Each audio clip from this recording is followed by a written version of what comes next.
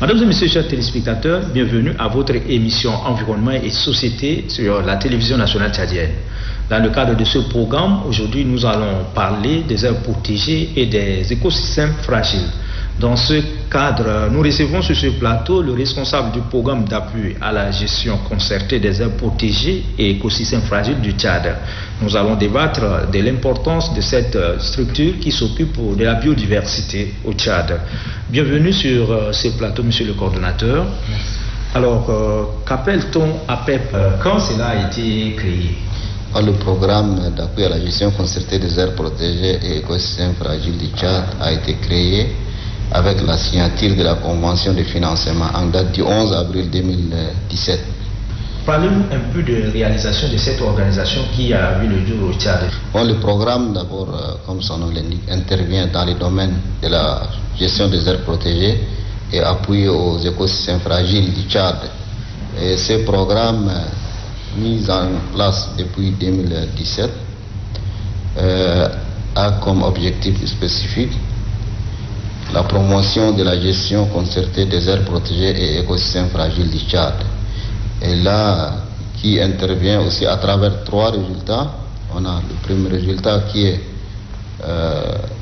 beaucoup plus institutionnel, c'est la gouvernance et appui institutionnel. On a un deuxième résultat qui est le grand écosystème fonctionnel des Akoma. Le troisième résultat, c'est le patrimoine sahélo-saharien, concernant beaucoup plus au nord. Et notre zone d'intervention, ici au niveau de N'Djamena, et au niveau des provinces, nous avons les provinces d'Iguera, du Salamat, du Moyen Chari, du Chari Bagrimi, de l'Eni de Est et Ouest, du Borko et de Tibesti. Donc c'est la zone d'intervention du programme. Et ce programme intervient sur le terrain, d'abord un petit rappel, à travers des subventions octroyées à des opérateurs, des groupements d'ONG qui mettent des activités sur le terrain. Donc nous avons, pour le grand écosystème fonctionnel des Akoma, nous avons des partenaires. Il y a African Parks Network qui gère le parc national des Akoma et d'autres aires protégées adjacentes. Et on a l'Union internationale pour la conservation de la nature qui intervient beaucoup plus dans les activités de développement à la périphérie de ces aires protégées dans le grand écosystème fonctionnel des Akoma. Monsieur le coordonnateur, quand on parle des aires protégées, à quoi on fait allusion? Les aires protégées, c'est des sites classés, des sites classés qui ont un statut.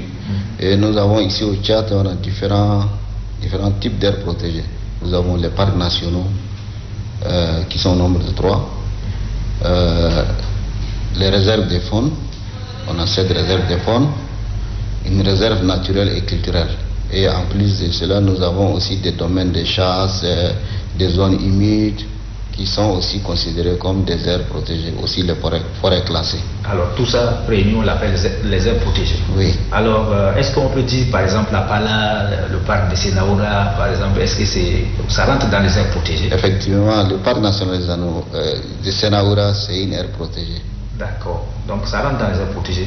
Nous allons aussi chercher à comprendre d'autres termes comme les écosystèmes fragiles. Quand on parle des écosystèmes fragiles, on fait allusion à quoi? Les écosystèmes fragiles sont des écosystèmes qui ont de hautes valeurs, mais qui ne sont pas classés comme des aires protégées. Donc ils subissent aussi des dégradations, mais qui ne sont pas aujourd'hui classés comme aires protégées, mais leur conservation, leur protection, surtout leur protection est très importante.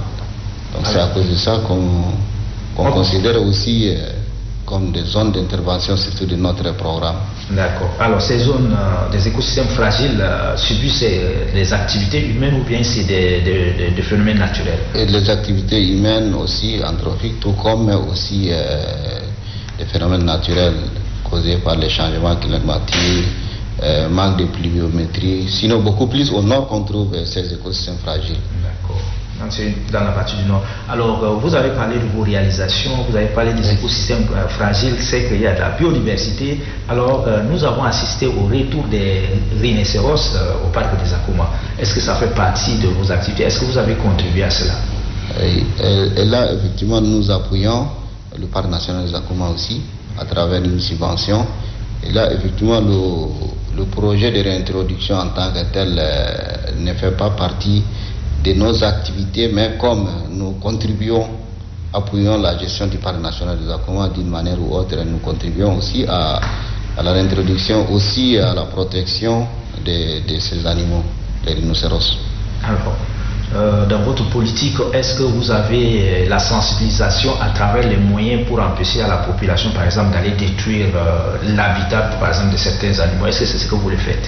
Oui, comme je disais, nous intervenons dans plusieurs zones et nous intervenons, comme je disais, à travers des opérateurs bénéficiaires des subventions des groupements d'ONG, hein, et dans leurs activités. Ces opérateurs ont aussi des activités de sensibilisation, conscientisation et aussi à travers des outils, ils mettent en place le système d'éducation environnementale et de sensibilisation à travers différents aussi canaux de communication. Ils font la sensibilisation. D'accord. Alors, le programme d'appui à la gestion des aires protégées des écosystèmes fragiles, est-ce que c'est l'œuvre du gouvernement ou bien c'est un cocktail de partenaires qui est autour de ça? C'est d'abord l'œuvre du gouvernement. D'abord, ce programme est né de la volonté exprimée par le gouvernement du Tchad, accepté par son partenaire qui est l'Union européenne. Donc ce programme est entièrement financé par l'Union européenne. Et là, ce programme correspond à l'engagement conjoint exprimé dans le programme indicatif national 11e FED qui couvre la période 2014-2021. Et comme je disais, ce programme, c'est vraiment l'initiative du gouvernement et son partenaire qui est l'Union européenne a accepté d'appuyer ce programme. Alors aujourd'hui, est-ce que dans le cadre de braconnage, on parle trop de braconnage, est-ce que vous avez la possibilité de contrôler ces animaux? Est-ce que vous avez la possibilité aussi de contrôler les braqueurs qui viennent dans certains parcs, par exemple? Et nous, surtout les braconniers au Tchad, depuis un peu plus de 10 ans, le braconnage est beaucoup plus orienté vers les éléphants. Et nous, à travers notre appui, je dirais que le braconnage, c'est quand même atténué dans le parc national des Akoma. En rappel, entre 2002 et 2010, le parc national des Akoma a perdu plus de 90% de ses éléphants. Et là, entre 2011 et 2000, à travers bien sûr l'ONG African Park, 2011 et 2015, on avait en moyenne 15 à 30 éléphants par an. Mais à partir de 2015 jusqu'à nos jours, on n'a pas connu un cas de braconnage dans le parc national des Akoma. Donc l'appui de l'Union européenne à travers le programme APEF a quand même contribué un peu à la lutte contre le braconnage. Surtout dans les zones d'intervention de ce programme. C'est que vous travaillez avec des organisations à la base, donc il y a eu une prise de conscience de la population à la base. Effectivement, si on prend la zone, pas seulement le parc national des Akoma, mais le grand écosystème fonctionnel des Akoma, là, les appuis qu'on apporte, les subventions, comme je disais, l'une des subventions est directement aussi orientée vers le développement communautaire et l'appui à ces organisations et à la population d'une manière ou autre, et aussi contribue à sensibiliser, aussi à informer à la protection de ces éléphants et les autres espèces. Donc eux aussi sont bénéficiaires de ces subventions et là ils contribuent aussi à la lutte contre le braconnage. Il y a le retour des ADAX et des oryx au Tchad, et comme vous occupez des écosystèmes fragiles et en même temps des aires protégées dans ces zones, est-ce que vous avez aussi vos antennes là-bas qui sensibilisent et éduquent les gens dans ce sens? La réintroduction des oryx et des ADAX au Tchad qui a démarré depuis 2012 Et vous savez, la zone où accueille ces espèces, c'est la zone, c'est dans la réserve de faune de Wadi Rimé Wadi Hachim qui se trouve à cheval entre 5 provinces au centre du pays. Et cela ne fait pas partie de notre zone d'intervention. Et comme ce sont des activités de conservation, nous travaillons en étroite collaboration. Les différents projets ou programmes sont complémentaires. Et là, nous travaillons ensemble avec les ONG et les ministères en charge de la conservation sur tous les aspects. Et là, aussi nous, en tant que programme national qui appuie les aires protégées et écosystèmes fragiles du Tchad, nous avons mis en place une plateforme qu'on appelle la plateforme des acteurs de conservation. Et à travers cette plateforme, nous réunissons tous les acteurs de la conservation et nous assurons aussi le secrétariat de cette plateforme. Donc, nous travaillons avec l'ensemble des acteurs de la conservation au Tchad. Aujourd'hui, un peu partout, on parle des colliers satellitaires grâce à vos programmes. Est-ce que vous avez pu obtenir aussi ces genres des appareils qui aujourd'hui sont très importants? Oui, effectivement, si vous êtes à Zakoma, il y a beaucoup d'espèces qui portent des colliers, les éléphants, les girafes, les lions et bien d'autres espèces qui portent des colliers. Et là, dans le cadre de notre appui, effectivement, des colliers ont été acquis par notre partenaire et qui a mis sur ces élèves qui ferment. Aujourd'hui, ces colliers permettent le suivi rapproché de ces espèces et leur déplacement et tout ça. Donc, nous avons contribué aussi à cela. 90% de la population des éléphants ont été décimés et comme vous venez de le dire, est-ce qu'aujourd'hui on peut espérer que ça a augmenté? Est-ce qu'il y a des éléphantaux qu'on peut aujourd'hui retrouver? Oui, pendant les années, disons les années noires des éléphants, du braconnage dans les parcs nationaux des Zakoma, entre 2002 jusqu'à 2010-11, il n'y avait pas eu des mises bas parce que le cycle même de reproduction des éléphants a été perturbé. Donc le cycle a été repris avec la mise en place d'un système efficace de la lutte anti-braconnage avec notre partenaire ONG African Park à partir de 2011. Et là, cela a permis la reprise du cycle de reproduction. Donc aujourd'hui, dans les différentes populations d'éléphants dans le parc national de Zakoma, vous voyez aussi des éléphantaux, des petits éléphants qui sont là. Donc le cycle a repris normalement, comme la croissance est lente pour les éléphants. Et là, le nombre n'a pas beaucoup plus, en tout cas augmenté, mais nous sentons une progression. Oui, okay. Alors, depuis la mise en œuvre de votre programme, est-ce qu'on peut mesurer un peu déjà le niveau de vos réalisations? Est-ce que vous êtes un peu satisfait de ce que vous avez déjà fait? Le programme est à mi-parcours. Nous ne sommes pas à la fin, mais déjà on a quelques réalisations que j'avais d'ailleurs déjà citées, quelques-unes. Et si on cite par résultat, comme on intervient à travers 3 résultats, pour le résultat 1 qui est mis en œuvre directement par la coordination nationale, qui a fait déjà quelques réalisations. Et comme je parle beaucoup plus de l'appui institutionnel, gouvernance et financement durable, nous travaillons en étroite collaboration avec le ministère, plus particulièrement sa direction en charge de la faune et des aires protégées.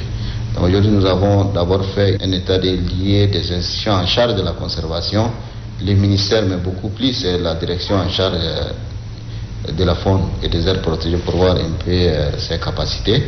Et là, il y a eu un diagnostic qui a été réalisé.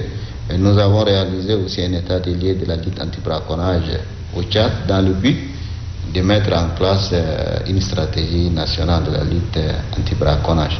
Et nous avons aussi appuyé, d'ailleurs on est en train d'appuyer, on continue à appuyer la révision de la loi 14. Nous avons d'abord réalisé l'état des lieux, les faiblesses, forces de l'actuelle loi 14 portant régime des forêts, de la faune et des ressources halieutiques, signé depuis 2008, donc c'est en cours de révision. Et en plus de cela, nous avons aussi contribué un peu à la protection des éléphants. Dans la réserve de faune de Binder-Léré, qui n'est pas dans notre zone d'intervention, mais ça rentre dans le cadre de l'appui. Il y a une population importante d'éléphants là-bas aussi. Oui. Donc nous avons contribué un peu. Maintenant, il y a une ONG qu'on appelle Noé qui prend la gestion Donc en attendant la mise en place, nous avons quand même appuyé pour cela. Et là, ce n'est pas de manière exclusive. Mais j'ai cité juste quelques réalisations au niveau du résultat 1. En ce qui concerne le résultat 2, effectivement, je disais de la stabilisation des différentes espèces d'animaux qui se trouvent dans le parc national des Akoma. Aujourd'hui, les buffles, on parle de plus de 12 000. Et puis, en tout cas, toutes les espèces quand même sont en train de... Oui, là, c'est une des résultats. Et aussi, on a intégré maintenant l'appui aussi aux élèves, aux écoles. Dans le grand écosystème fonctionnel des Akoma, il y a un complexe qui est là. Il y a d'autres écoles qui ont été construites et prises en charge par le parc national des Akoma à travers la subvention. Et aussi, il y a un processus qui est lancé, la création du parc national de Signa-Kaminia. Maintenant, c'est une réserve et on est en train d'aller vers... donc, il y a un comité technique qui est mis en place, il y a eu le diagnostic et tout ça, il y a eu beaucoup de réalisations dans ces zones. Et si on prend aussi le résultat 3, d'abord la création de la réserve naturelle et culturelle de l'Enedi dans le massif de l'Enedi, ça c'est déjà une réalisation. Et on assure aussi un peu l'appui à la gestion de cette réserve. Il y a eu beaucoup d'activités. Et aussi, en ce qui concerne les lacs Onyanga, qui sont... Vous intervenez aussi là-bas? Oui, on intervient parce qu'on appuie un peu les sites classés sur la liste du patrimoine mondial, les lacs Onyanga. Et là, nous avons appuyé la révision du plan d'aménagement et de gestion. Et nous sommes en train d'appuyer maintenant le comité de gestion locale pour réaliser certaines activités. Et puis, pour empêcher l'ensablement de ces lacs, nous avons aussi appuyé la mise en place des palissades autour de ces lacs. Aussi, en ce qui concerne beaucoup, particulièrement Kirdimi et Faya, nous avons aussi réalisé des canaux d'irrigation pour permettre un peu la réhabilitation de ces écosystèmes, les palmeraies du Borgo. Alors, quelles sont les perspectives? Nous avons prévu organiser des journées d'information, d'abord à l'échelle nationale, sur nos différentes zones d'intervention pour informer et communiquer. Et ça, c'est à court terme. À moyen terme et long, nous avons engagé déjà un processus de création d'une agence qui va prendre en charge la gestion des aires protégées. Et nous allons finaliser la révision de la loi 14.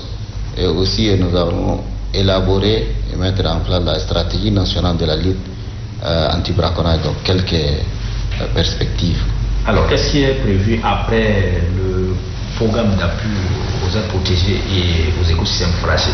Comme je disais, nous, pour pérenniser les acquis, nous avons, comme je disais, prévu d'appuyer la création d'une agence qui va certainement prendre la suite du programme APEP et qui sera une agence avec son autonomie financière et administrative, qui sera aussi administrée par un conseil d'administration.